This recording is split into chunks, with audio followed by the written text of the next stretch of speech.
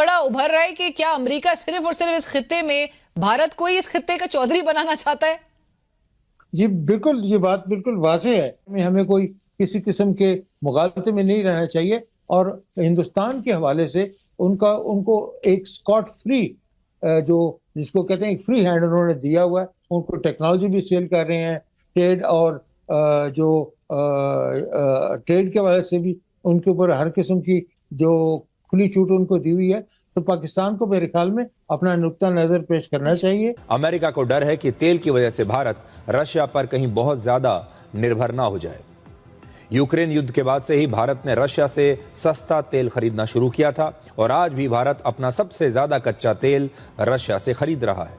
लेकिन अब अमेरिका चाहता है कि भारत अपना ज्यादा से ज्यादा तेल अमेरिका के जरिए वेनेजुएला से खरीदे।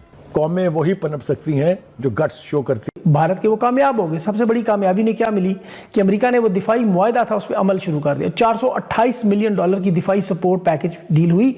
अपाची हेलीकॉप्टर्स हैं जिन्हें फजा में टैंक समझा जाता है और भारी तोपखाने वाले असलहे की मंजूरी दी। जो इंडिया के लिए है, इंडियन आर्मी के लिए है, वो अमेरिका जो है वो अप्रूव कर रहा है। हमें आईएमएफ से कर्जा मिल जाए तो हम कहते हैं क्योंकि हम फेवरेट फील्ड मार्शल हैं इसलिए हमें आईएमएफ से कर्जा मिला और ये बहुत बड़ी हमारे लिए बात है। और दूसरी तरफ मार्को रूबियो 23 मई को 4 दिन के दौरे पर जो वजीर खारजा है अमेरिका का वो इंडिया जा रहे हैं। वहाँ इनके पहले तो दिफाई मामलात को डील जो $489 मिलियन की जिसमें अपाची हेलीकॉप्टर हॉर्स वो त्यारा शिकन हथियार दिए गए जो पाकिस्तान की तरफ से मना किया गया था।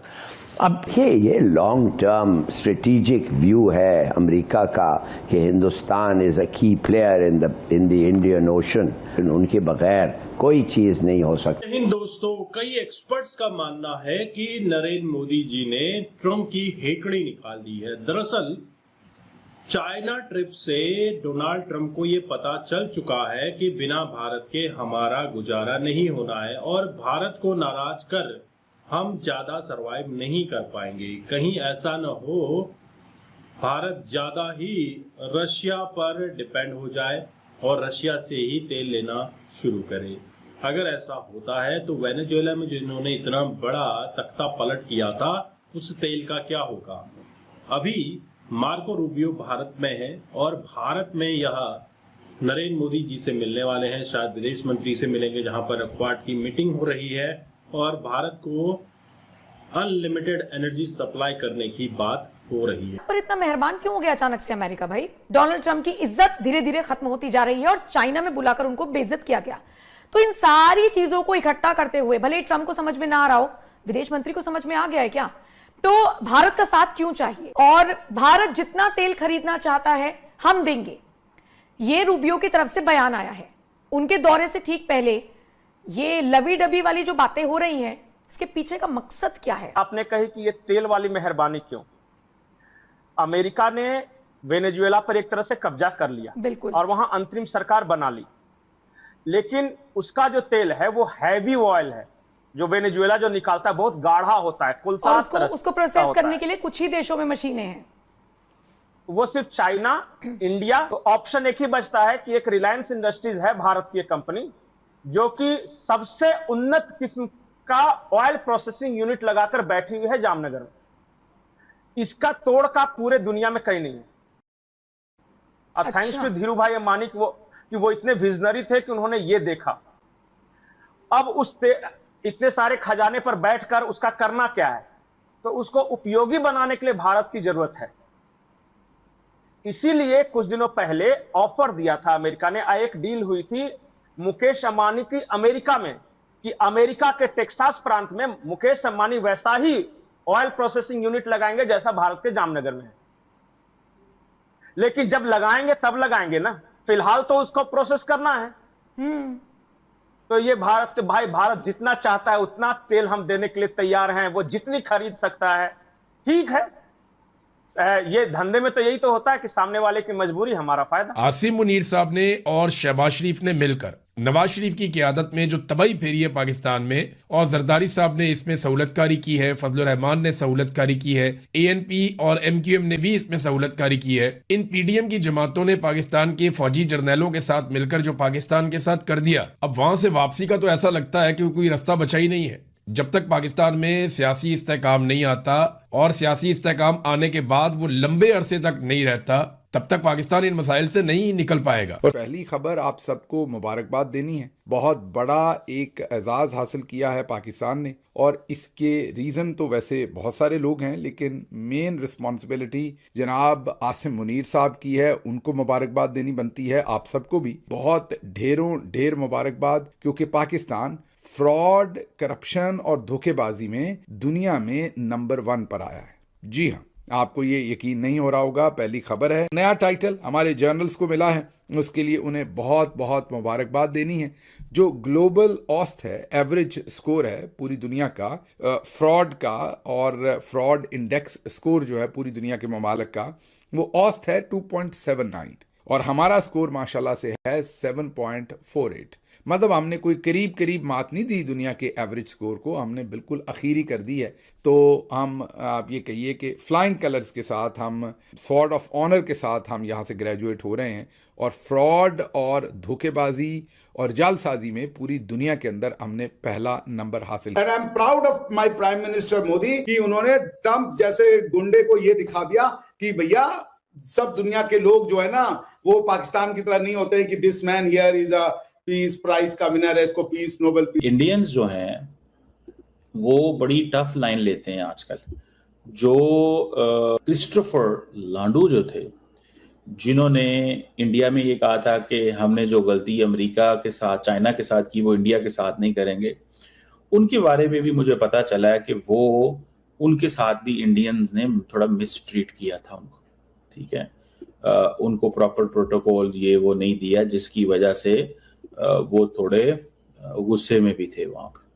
वो चलें, एक और पोजीशन है क्या किधर कैसे, लेकिन ये मैं आपको बता सकता हूँ कि ये जो विजिट है, इसका प्राइमरी मकसद जो है, वहाँ पे क्वाड फॉरेन मिनिस्टर्स भी आ रहे हैं, और अमेरिका और इंडिया के दरमियान बेसिकली रीसेट होने जा रहा है। और यही वजह है कि जो इंडियंस हैं वो यूरोप का एक बड़ा दौरा करके आए हैं, ताकि हम अमेरिकन को बताएं कि भैया हम इंडिपेंडेंट प्लेयर के तौर पे यूरोप में लॉन्च हो चुके हुए हैं। हम एक इंडिपेंडेंट प्लेयर हैं, हम ऐसे प्लेयर नहीं हैं कि जिसको आप लोग इग्नोर कर सकते हो।